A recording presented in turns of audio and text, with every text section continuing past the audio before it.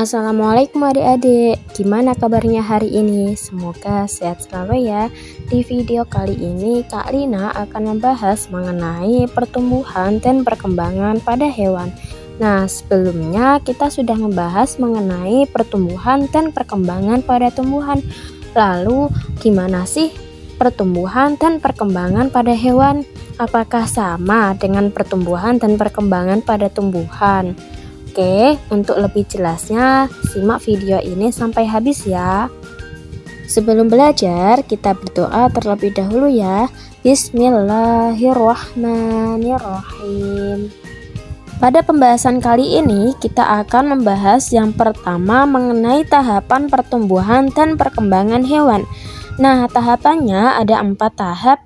Yang pertama pembelahan sel, yang kedua gastrulasi, yang ketiga organogenesis, dan yang keempat pasca embrionik.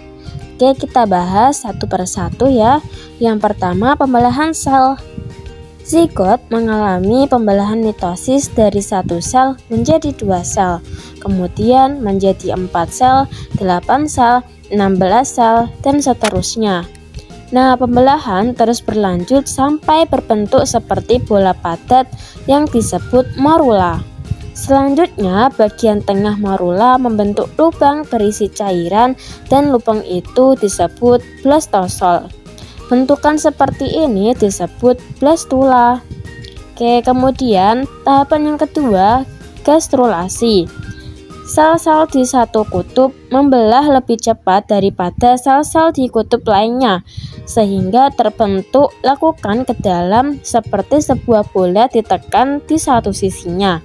Akhirnya, blastula berbentuk seperti mangkuk yang memiliki 2 lapisan, yaitu ektoderm dan endoderm. Bentuk semacam ini disebut gastrula. Selama proses gastrulasi, terjadi pembelahan sel-sel dan terbentuk lapisan baru di antara lapisan ektoderm dan endoderm, yaitu lapisan mesoderm. Jadi, pada tahapan gastrulasi terbentuk 3 lapisan, yaitu ektoderm, mesoderm, dan endoderm. Selanjutnya, tahapan yang ketiga yaitu organogenesis. Nah, setelah gastrulasi selesai, selanjutnya lapisan ektoderm, mesoderm, dan endoderm berkembang menjadi jaringan khusus yang kemudian membentuk berbagai organ. Kemudian tahapan yang terakhir yaitu pasca embrionik. Pertumbuhan pasca embrionik dimulai ketika hewan lahir atau menetas. Semua anggota tubuh mengalami pertumbuhan dan perkembangan. Pertumbuhan ini tidak berlangsung terus-menerus, tetapi berhenti setelah mencapai usia tertentu. Nah, perkembangan dimulai ketika alat kelamin telah mampu memproduksi sel-sel gamet. Nah, itu tadi merupakan tahapan pertumbuhan dan perkembangan pada hewan. Selanjutnya, kita akan membahas materi yang kedua mengenai metamorfosis. Apa sih itu metamorfosis? Metamorfosis adalah perubahan bentuk secara bertahap dari satu fase tertentu sampai dengan fase dewasa. Adapun metamorfosis dibedakan menjadi 2. Yang pertama metamorfosis sempurna dan yang kedua metamorfosis tidak sempurna. Kita bahas satu persatu ya. Yang pertama metamorfosis sempurna. Metamorfosis sempurna dicirikan dengan adanya bentuk tubuh yang berbeda di setiap fase metamorfosis. Tahapan metamorfosis sempurna dimulai dari telur, kemudian menuju ke larva atau ulat, kemudian pupa atau kepompong, dan imago atau dewasa.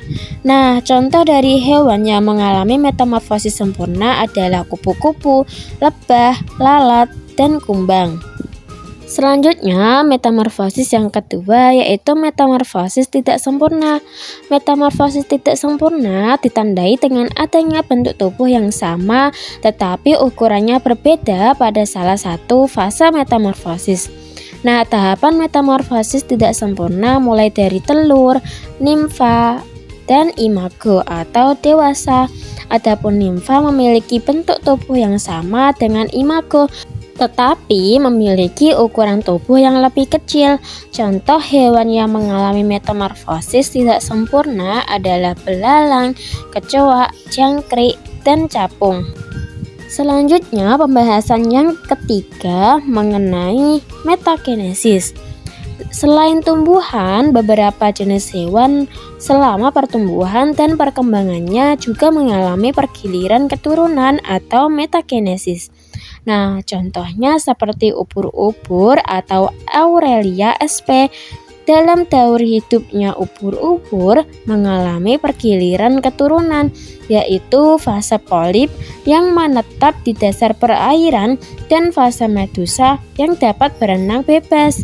Polip pada ubur-ubur merupakan generasi vegetatif yang berkembang biak secara aseksual dengan cara membentuk kuncup. Sedangkan medusa merupakan generasi generatif yang berkembang biak secara seksual dengan peleburan sel kelamin jantan dan betina. Nah, gimana adik-adik, sudah paham kan mengenai pertumbuhan dan perkembangan pada hewan? Sekian video Kak Lina kali ini, semoga bermanfaat. Kita akhiri dengan mengucapkan hamdalah bersama-sama. Alhamdulillahirabbil alamin. Wassalamualaikum warahmatullahi wabarakatuh.